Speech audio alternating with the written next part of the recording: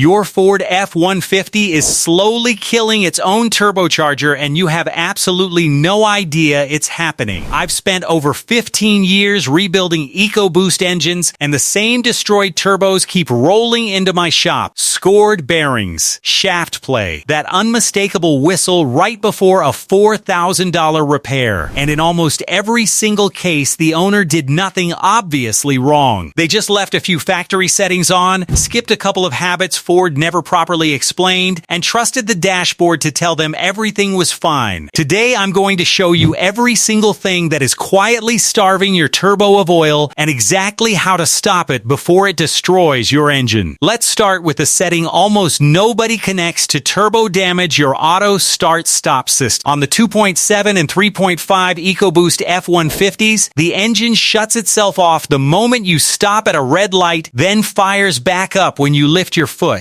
Ford added this to hit fuel economy targets, not to protect your turbocharger. And here's what they never told you. Your turbocharger spins at over 100,000 RPM. It survives entirely on a pressurized film of oil flowing through its center. The moment the engine shuts down, oil pressure drops to zero almost instantly. The shaft is still coasting, still hot, but the oil supply is completely gone. Think about your daily commute. You drive 20 minutes across town. The turbo is fully heat-soaked. You hit 5 red lights on the way home. That's 5 hard shutdowns. 5 moments where that bearing is spinning with little to no oil. Multiply that over months and years and tens of thousands of stops, and you get real bearing wear. 1 to 3/10 of a mile per gallon in real driving. Maybe $30 to $50 saved per year. A turbo replacement on these trucks runs $1,500 to over $3,000 once you add in snapped bolts and labor. That is not a trade worth making. The fix costs you nothing. There's a button near your shifter, usually marked with a capital A inside a circular arrow. Press it every time you start the truck. Start-stop stays off for that entire drive, so you press it each time. If that's annoying, aftermarket auto-cancel modules run about $100 to $150 and handle it automatically on every single startup. For the long-term health of your turbo, bearing it is one of the best small investments you can make on this truck. The next issue isn't a button, it's a habit, and it is the single most overlooked cause of turbo oil starvation on these engines. When you've been working the truck hard towing, climbing grades, running the highway for an hour, and then you pull straight into your driveway and shut it off, you've just trapped scorching oil inside the turbo center housing with nowhere to go. The turbine side is still glowing from exhaust heat. That heat soaks directly into the bearing and literally bakes the stationary oil sitting in there. Mechanics call that coking. Coke deposits build up inside the oil passages and the bearing journal. They do two things. They restrict the oil that's supposed to flow through next time, and they act like sandpaper grinding against the shaft. The EcoBoost turbos are water-cooled, and that does help somewhat after shutdown through what's called a thermosiphon effect. But coolant cooling cannot undo oil that has already been cooked into the bearing, and it cannot reverse deposits that are already restricting your oil feed. The fix is completely free and takes under 2 minutes. After any heavy load or sustained high-speed driving, let the truck idle for 60 to 90 seconds before you shut it down. Idling keeps oil pumping through the turbo and pulls heat out of the bearing before everything goes still. If you've just done a few gentle miles of light city driving on the way home, don't worry about it. The turbo never got hot enough to matter. But coming off a tow or a long highway pull, that minute and a half of idle is cheap insurance against a deposit that permanently strangles your oil supply. Now let's talk about oil, because your viscosity choice feeds directly into coking, and a lot of owners get this wrong without realizing it. Ford specifies a particular grade for your engine. On most modern EcoBoost F-150s, that is a low viscosity full synthetic. The exact grade is printed right on your oil cap. That spec exists for a reason. The oil has to flow through extremely tiny passages into a bearing that runs brutally hot and coke far more readily than a quality full synthetic that is actually engineered to resist it. If a quick lube shop tops you off with whatever's in the bulk tank, or you grab a jug off the shelf because it's $2 cheaper, you may be running oil that turns to varnish in the one place you can least afford it. Stick to a full synthetic that meets Ford's specification. Verify what's actually going in. If someone someone else does your service. This is not about chasing a premium label. It's about the fact that the turbo bearing is the harshest thermal environment in your entire engine, and the oil's ability to resist coking there is the difference between a clean passage and a clogged one. The best synthetic in the world still can't protect you if it's been sitting in the sump too long. Your F-150's oil life monitor will happily let you approach 10,000 miles. Ford's published intervals reflect that under normal conditions. But here's the problem: almost nobody who actually uses these trucks the way they were built drives under normal conditions. If you tow, haul, idle at job sites, do a lot of short trips, or run in extreme heat or cold, you're in what Ford itself classifies as severe duty, and that calls for significantly shorter intervals. As oil ages, it loses its additive package. It picks up fuel dilution and combustion byproducts. Its ability to resist heat at the turbo bearing falls off dramatically. Old degraded oil cokes faster. It flows worse. That is a direct path to oil starvation. For a truck that actually works 3,000 to 5,000 miles between changes is the right number, not whatever figure the dashboard is willing to let you reach. Change it on mileage, change it on quality oil, and you take one of the biggest turbo killers off the table completely. There is a physical component tied to all of this that most owners don't even know exists, and it directly controls oil flow to the turbo. Some EcoBoost setups run a small pre-filter or screen on the turbo oil feed line, a fine mesh designed to keep debris out of the bearing. The problem is that screen can clog over time, especially if oil changes have been stretched or lower quality oil has left deposits behind. A clogged feed screen does exactly what it sounds like. It chokes off the oil headed to your turbo while the rest of the engine reads completely normal oil pressure on your gauge. Owners get blindsided by this because everything feels fine right up until the bearing fails. If your truck has one of these pre-filters, ask your shop about it. A $10 screen replaced on schedule can save you a $3,000 turbo that died gasping for oil it was never allowed to receive. Now let's talk about a setting that works your turbo harder than it should under exactly the wrong conditions, leaving the truck in eco mode while you tow or haul. Eco mode dulls throttle response, forces early upshifts, and changes how boost is managed to save fuel. That's perfectly fine when you're empty on the highway, but hook up a heavy trailer and leave it in eco and the transmission lugs the engine in too high a gear under load. You end up deep in the throttle trying to compensate. The turbo spends more time spinning hard at high boost. The entire system runs hotter than it should. More heat at the turbo means more thermal stress on that bearing and more aggressive coking when you finally shut down. Ford actually recommends against towing in eco mode and tells you to use tow haul, but they bury that information and most owners leave the truck in whatever it defaulted to. The fix is simple. Match the mode to the job. Normal for everyday drive. Tow haul anytime you are pulling a meaningful trailer or hauling heavy cargo. Tow haul holds lower gears, gives you engine braking, and keeps the powertrain in a range where the turbo is not being forced to compensate for the wrong gear selection. Your transmission fluid stays cooler, your turbo runs cooler, and the oil in that bearing has a much easier life. The flip side of that same issue is extended idling, and this one quietly damages the turbo in a way that feels completely harmless. A lot of owners start the truck and let it sit running for 10, 20, even 30 minutes to warm up in winter or to cool the cab in summer. Here's exactly why that hurts your turbo. At idle, the turbo is not spooled. It's barely getting any meaningful oil flow through the bearing, yet the exhaust side stays hot from the engine running. You get a thermal imbalance, a hot turbine with minimal oil movement, which is exactly the condition that promotes both wear and coking on a component designed to run on a strong pressurized oil flow. On top of that, long idling on a direct injected EcoBoost causes incomplete combustion that dilutes your oil with fuel. Diluted oil protects that bearing even worse. Modern fuel injection does not need a long warm-up. The engine reaches operating temperature far faster once you're actually moving. Keep your idle time to a couple of minutes at most. In winter, 2 minutes, then drive gently. In summer, run the air conditioning while moving. The turbo wants to be either properly spooled and well-fed or shut off and cooling, not sitting indefinitely in that hot, oil-starved middle ground. And the last mistake is the one that ties this entire video together, and almost every EcoBoost owner is making it right now. Trusting the dashboard to tell you you everything is fine. Your instrument cluster shows healthy oil pressure. The oil life monitor says you've got thousands of miles left. No warning light, so you assume the turbo is getting everything it needs. It isn't. None of those readings actually measure what's happening inside the turbo bearing. The oil pressure sensor reads the main engine gallery, not the restricted feed at the turbo. The oil life monitor has no idea your oil is coking around the hottest part of the engine. There is no sensor watching that pre-filter screen slowly